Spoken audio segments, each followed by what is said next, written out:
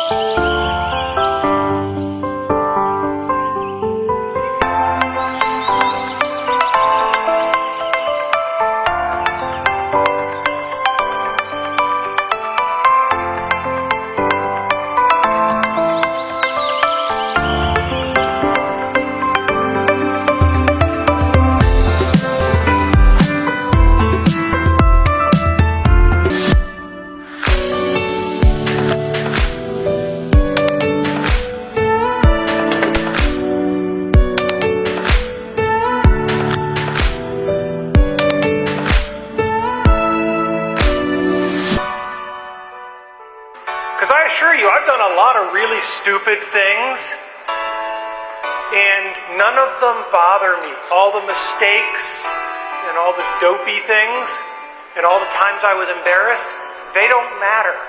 What matters is that I can kind of look back and say, pretty much any time I got a chance to do something cool, I tried to grab for it. And that's where my solace comes from.